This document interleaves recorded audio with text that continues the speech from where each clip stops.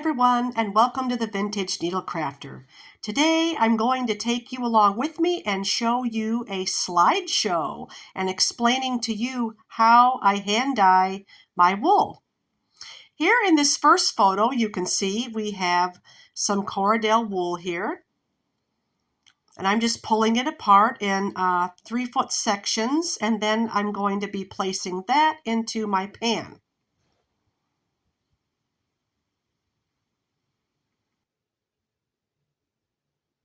So here I have the wool in the pan, and yes, I'm using a roaster pan, but it's perfectly fine because we're going to use food coloring for this dye job.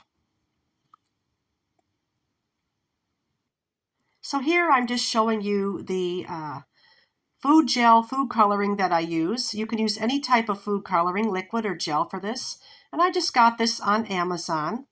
And it's non-toxic. And here I'm showing you the colors that I'm choosing for this. I have blue, green, sky blue, and black.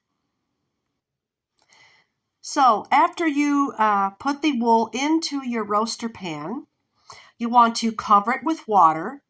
Be sure you use tepid water or lukewarm water, as hot water or very cold water will felt it. Then just put it on the very lowest heat setting. And we're going to add about 3 to 4 cups of vinegar to this.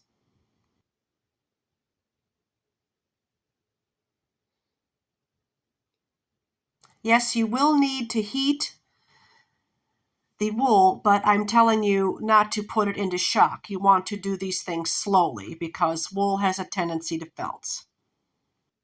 So after you have your wool in your pan, covered with water and some 3 or 4 cups of vinegar, we're going to be adding our food coloring in here. I have 2 drops of black, and I'm going to put some water in here, stir it up, and add it to the dye bath.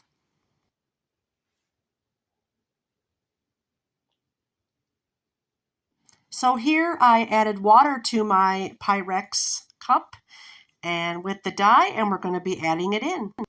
So here I have it in the dye bath. It looks streaky right now. Now if I left it like this, it would remain striped, but what I'm planning on doing is just pushing it down. So here in this photo I'm pushing it down so it will turn a nice shade of gray.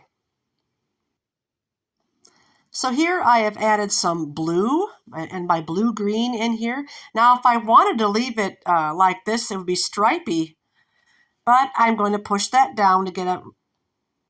My apologies if you hear any background noise in this video. We are a busy household. But the reason I say I'm pushing this down is so I don't get stripes in my roving. So here is the color of the dye.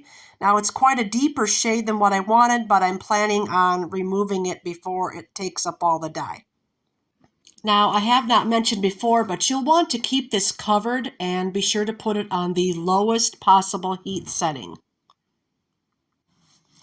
So in this next photo here, I am showing you how it looks after a few minutes. You can see it has not taken up any dye yet. So just be patient and do not stir this any at all. So here in this photo, I'm showing you what it looks like, what the water looks like after a few minutes. Now, be sure you do not boil your water. So if your water gets too hot, just turn the burner off because you just want it to be steaming a little bit, okay? So here is what it looks like after a few minutes. We're not quite there yet. So now in this photo, it's been about 15 to 20 minutes later, and you can see I'm pushing down on the spoon in the water, and you can see the water's fairly clear. It's not completely clear, but in this photo, it looks completely clear. So I think we're just about ready to remove it.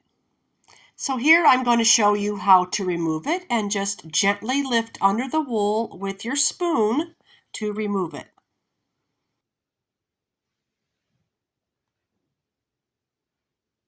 So here we want to gently lift it up out of the water, and we're going to let it drip for a few seconds before placing it on our towel will be the next step.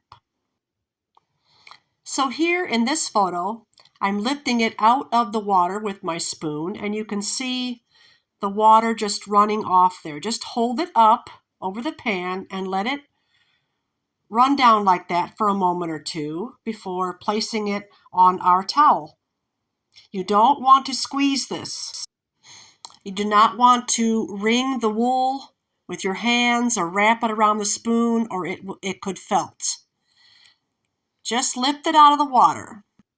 Also, I forgot to mention that you'll want to have an old bath towel double folded on the counter ready for when you lift out the wool. We're going to be placing it on the towel.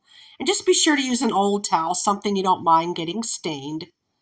But that'll be our next step. So lift it, and we're going to put it on the towel. So here, after I lifted it out of the water, let it drain a few seconds, I placed it on my towel. Just laid it across there, and it is beautiful. I can see it's just the perfect shade of blue that I wanted.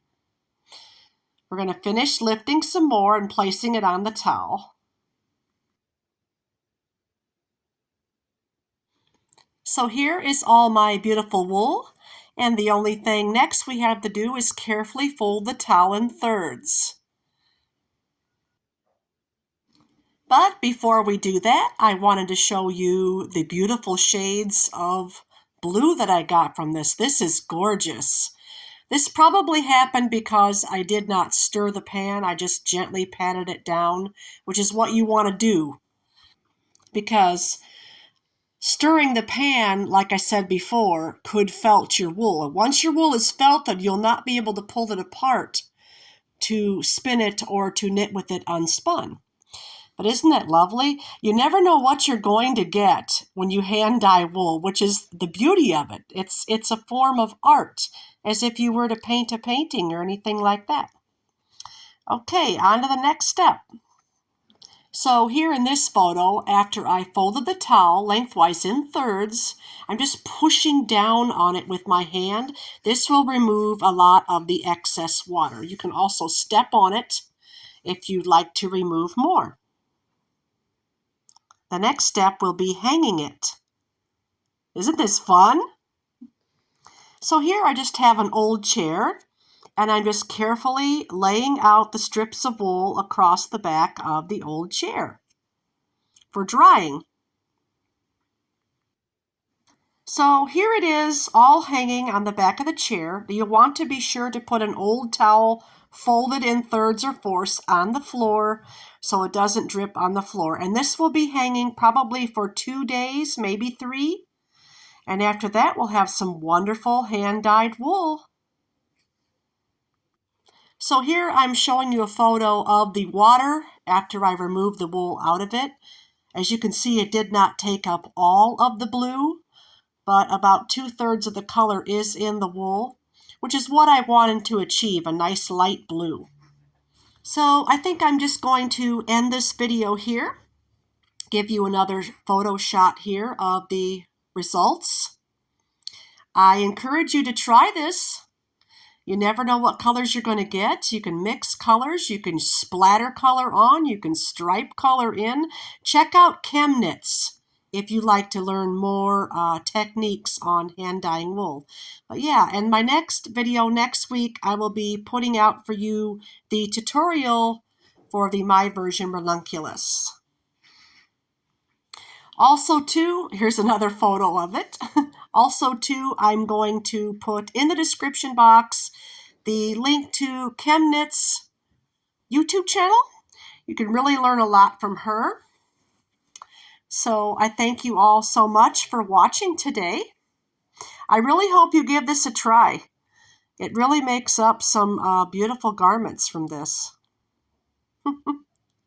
But thank you for watching today. I really had fun taking you along on this little dyeing journey. And I will see you again next week for that tutorial. Have a wonderful day. Bye.